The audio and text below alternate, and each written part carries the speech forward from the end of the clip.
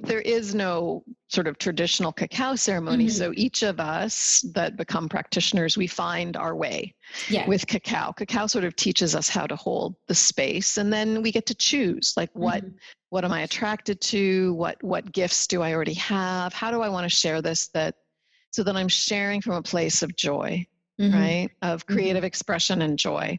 So I think I was really imprinted by my teacher and how she held it. So she held it much more like a plant medicine journey, so which is like, you are going on an inward journey. So, other people share cacao in many, many different ways. Some are like ecstatic dance, or with sound bath healing, with breath work like you do. I'm leading people on this shamanic journey. So basically it's, opening the space with usually a talk, to get everybody sort of, understanding a little bit more about cacao and what they're taking into their bodies, and just getting everybody, feeling safe. Yeah. And then we open with a prayer, calling in the cacao spirit to join us and to bless our time together.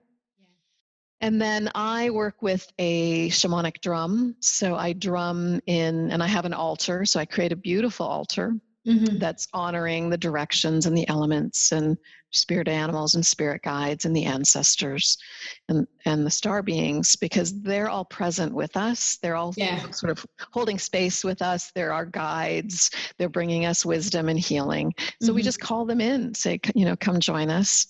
And I have people drink their cacao as we're doing that. It's really beautiful and meditative and brings people into their bodies and into their hearts.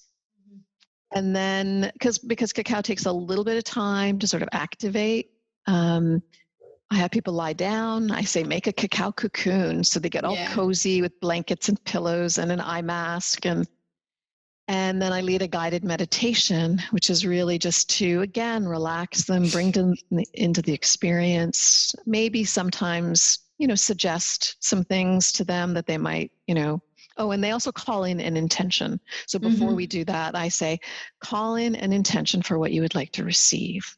That can be anything from, like, you need some guidance on something in your life, or some inner healing, or just some wisdom, or you want to be reconnected with someone who's, passed, or, whatever that is. So it can be a wide variety of things. So after the guided meditation, then I will do shamanic drumming, but this is like deep rhythmic drumming that's taking people almost into a trance state.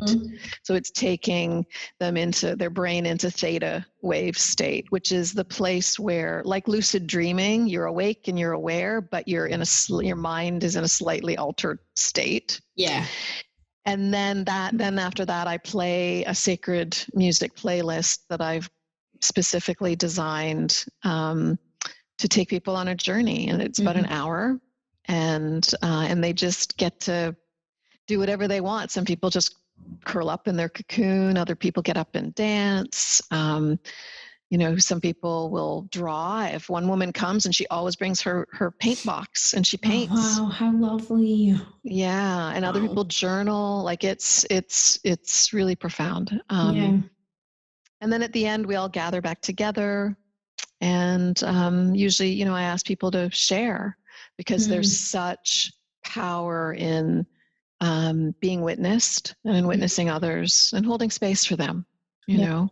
So whatever's arisen for them, to help them sort of sit with it, reflect, and integrate it, because it's an important part that, when we leave ceremony, there's more, right? There's more transformation that's coming. It isn't just what happens in the room. It's going to what happened that night in your dreams, what happens tomorrow in the synchronicities that show up in your life, whatever shows, whatever's showing up for you. It's continuing, and you can still feel the presence of, the cacao spirit in your body for several days after.